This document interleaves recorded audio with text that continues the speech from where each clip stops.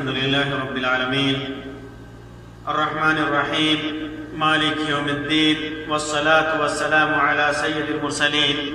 وعلى آله وصحبه أجمعين أما بعد. محترم سامعین و ناظرین، روزہ کا مقصد اللہ تبارک و تعالی نے بیان فرمایا کہ وہ تقوی ہے. ارشاد فرماتا ہے یا ایھا الذین آمنوا کتب علیکم الصیام کما کتب علی الذین من قبلکم لعلکم تتقون.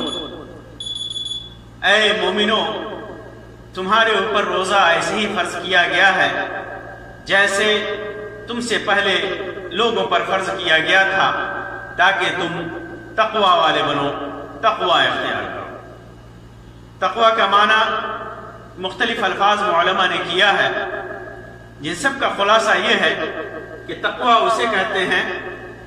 کہ اللہ تبارک و تعالی سے ثواب کی امید لے کر، ثواب کی چاہت لے کر اس کے حکم کی بجا آوری کرنا، اس کے حکم کی فرمانبرداری کرنا اور اس کی سزا کے خوف سے برائیوں کو چھوڑ دینا، محرمات کو، حرام کردہ چیزوں کو چھوڑ دینا. یہ تقوی کا مقصد ہے. انسان کو متقی، روزے کا مقصد ہے انسان کو متقی بنایا جائے، پرہیزگار بنایا جائے، برائیوں سے دور کیا جائے اور اچھائیوں سے قریب کیا جائے. غور کیجئے کہ ایک آدمی روزے سے ہو، صبح میں نیت کرتا ہے کہ پورا دن بھوکا رہے گا، پیاسا رہے گا اور خواہشات نفسانی سے دور رہے گا، خواہشات نفسانی سے دور رہے گا، پوری محنت کر کے، پوری کوشش کر کے پورا دن گزارتا ہے روزے کی حالت میں. پھر اسے پتہ چلے کہ اس کا روزہ رائگاں گیا، بیکار گیا، اس کا ثواب نہیں ملے گا، تو کتنی تکلیف ہوگی، اسے کتنی تکلیف ہوگی. پورا مہینہ روزہ رکھ لیا، بعد میں پتہ چلے کہ وہ تو بیکار میں بھوکا پیاسا تھا، بیکار میں بھوکا پیاسا تھا، وہ تو اپنے روزے کی حفاظت نہیں کر سکا، اس کا روزہ محفوظ نہیں رہ سکا، اس کے روزے پر ثواب جو ملنا تھا وہ ثواب نہ ملا، وہ اس ثواب سے محروم رہا، تو کتنی تکلیف ہوگی. آئیے میں بتاتا ہوں کہ بہت سارے لوگ ایسے ہیں جو روزے کے اس ثواب سے محروم ہوتے ہیں، بھوکا پیاسا رہنے کے باوجود جس ثواب کا وعدہ اللہ تبارک و تعالی نے کیا ہے، روزے پر جس ثواب کا اور جس فضل کا، جس رحمت کا، جس مغفرت کا اور جس اجر کا وعدہ اللہ تبارک و تعالی نے بندے سے کیا ہے، وہ ثواب اس کے نصیبے میں نہیں تھا. وہ کون سی چیزیں ہیں؟ ان سے کیسے ہم اپنے روزوں کی حفاظت کریں گے؟ آج کے اس درس میں میں اسی سلسلے میں اللہ کے رسول صلی اللہ علیہ وسلم کی چند حدیثیں بیان کروں گا تاکہ ان پر عمل کر کے ہم اپنے روزوں کی حفاظت کر سکیں اور اس ثواب کا مستحق بن سکیں جس ثواب کا اللہ تبارک و تعالی نے وعدہ کیا ہے. اللہ تبارک و تعالی نے واضح طور پر کہا کہ الصوم لی وانا اجزی بہ، روزہ میرے لیے ہے، بندہ میرے لیے روزہ رکھتا ہے، میں اس کا بدلہ دوں گا. کتنا بدلہ دے گا اللہ تبارک و تعالی نے بتایا نہیں، بے حساب بدلہ دے گا. اس بدلے کے ہم مستحق بن سکے ان چیزوں کو چھوڑ کر کے جن چیزوں سے اللہ کے رسول صلی اللہ علیہ وسلم نے منع فرمایا. صحیح بخاری اور صحیح مسلم کی روایت ہے، ابو ہریرہ رضی اللہ تعالیٰ عنہ فرماتے ہیں کہ اللہ کے رسول صلی اللہ علیہ وسلم نے ارشاد فرمایا الصیام جنہ، روزہ ڈھال ہے. وَإِذَا كَانَ يَوْمُ صَوْمِ أَحَدِكُمْ، جب تم میں سے کسی کے روزے کا دن ہو، روزہ رکھے ہوا ہو، فَلَا يَرْفُثْ، تو گالی نہ دے، کوئی کسی کو گالی نہ دے، بری باتیں نہ کرے، بیکار باتیں نہ کرے، ولا یسخب، چیخو پکار نہ مچائے، جھگڑا نہ کرے، شور و غل نہ کرے۔ فَإِنْ أَحَدٌ، اگر کوئی اسے گالی دیتا ہے تو اس کے گالی کا، اس کے جھگڑے کا، او قاتلہ، اس سے لڑائی کرے تو اس کی لڑائی کا جواب لڑائی سے اور گالی سے نہ دے، بلکہ کہے فَلْيَقُلْ إِنِّي امْرُؤٌ صَائِمٌ، اے میرے بھائی میں روزے سے ہوں، میں روزے دار ہوں، مجھ سے جھگڑا نہ کرو۔ تو اللہ کے رسول صلی اللہ علیہ وسلم نے واضح طور پر لڑائی سے، جھگڑا سے، شور و غل سے منع فرمایا، یہاں تک کہ اگر کوئی اس سے لڑے جھگڑے اور اسے گالی دے تو اسے جواب بھی نہیں دینا ہے اور اسے کہنا ہے کہ میں روزے سے ہوں۔ روزہ ڈھال ہے، یعنی ایک ایسا حفاظتی بچاؤ ہے جس کے ذریعے سے بندہ دنیا میں گناہوں سے بچتا ہے اور نیکی کا عادی بن جاتا ہے۔ اسی لیے اللہ تبارک و تعالی نے فرمایا لعلکم تتقون، تاکہ تم متقی بن جاؤ، گناہوں کو چھوڑ دو اور نیکی کا عادی بن جاؤ۔ اسی طرح یہ عذاب سے بھی بچاؤ کا ذریعہ ہے۔ لہذا اگر انسان کے لیے روزہ دنیا میں گناہوں سے رکاوٹ بن جائے تو آخرت میں اس کے لیے جہنم سے بھی رکاوٹ ہوگا، اور اگر دنیا میں اس کے لیے گناہوں سے رکاوٹ نہیں بنتا ہے روزہ، تو آخرت میں آگ سے بھی رکاوٹ نہیں بن سکتا ہے۔ اسی وجہ سے اللہ کے رسول صلی اللہ علیہ وسلم نے ارشاد فرمایا، عثمان بن ابی العاص ثقفی رضی اللہ تعالیٰ عنہ سے مروی ہے، امام ابن ماجہ نے اسے روایت کیا ہے، علامہ البانی نے اسے صحیح قرار دیا صحیح سنن ابن ماجہ کے اندر کہ الصیام جنۃ من النار، روزہ آگ سے ڈھال ہے، روزہ رکھنے والے کے لیے آگ سے ڈھال ہے، جہنم سے ڈھال ہے۔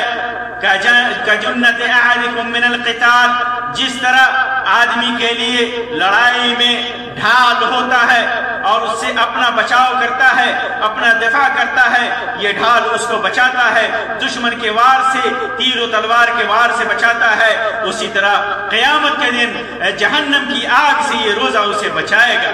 یہ روزہ اسے بچائے گا۔ محترم سامعین و ناظرین، اس سے یہ نہ سمجھا جائے کہ صرف روزہ کی حالت ہی میں گناہ ممنوع ہے،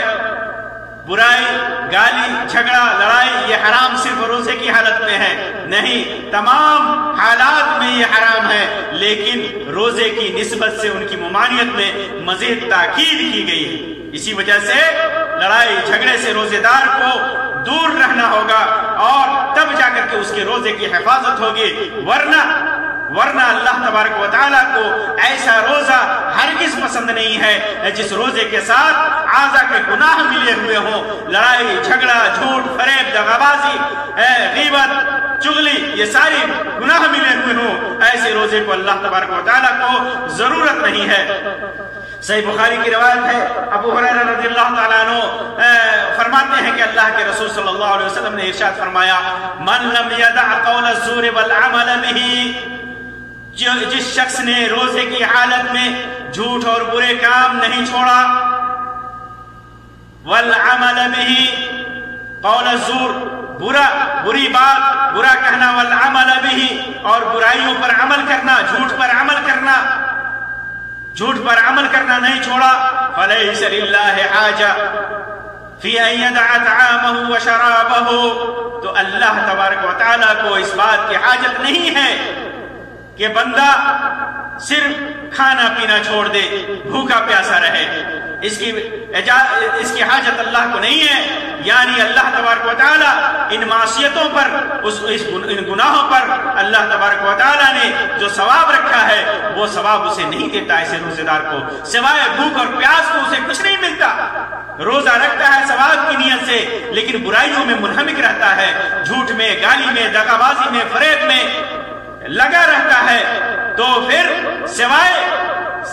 بھوک اور پیاس کو اسے کچھ حاصل نہیں ہوتا، صرف بھوکا اور پیاسا رہتا ہے، اسے ثواب نہیں ملتا، اسے بہترین بدلہ نہیں ملتا جو روزہ پر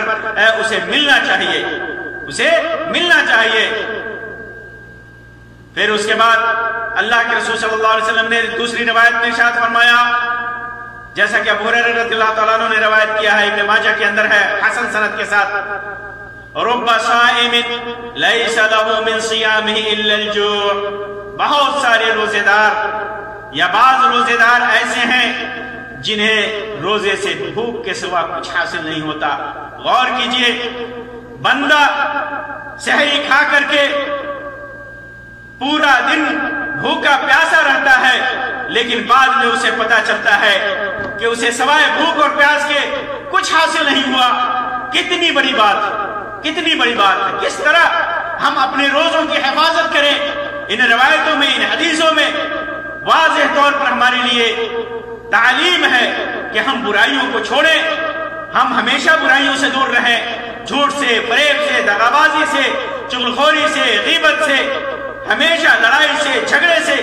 دور رہیں، اور خاص طور سے روزے کی حالت میں تو اس کے قریب بھی نہ جائیں، تب جا کر کے ہمارے روزے کی حفاظت ہوگی اور ہمارے روزے پر وہ ثواب ملے گا جس ثواب کا وعدہ اللہ تبارک و تعالیٰ نے کیا ہے، وہ اجر ملے گا۔ تب جا کر کے یہ روزہ ہمارے لیے گناہوں سے ڈھال بنے گا، روزہ ہمارے لیے قیامت کے دن جہنم کی آگ سے ڈھال بنے گا۔ تو ہم اپنے روزوں کی حفاظت کرنا چاہتے ہیں، اپنے روزوں کو محفوظ رکھنا چاہتے ہیں، ان روزوں پر ثواب کے مستحق بننا چاہتے ہیں، تو ہمیں جھوٹ، فریب، دغابازی، لڑائی، جھگڑا، گالی، چغلخوری اور غیبت وغیرہ جیسی بیماریوں سے،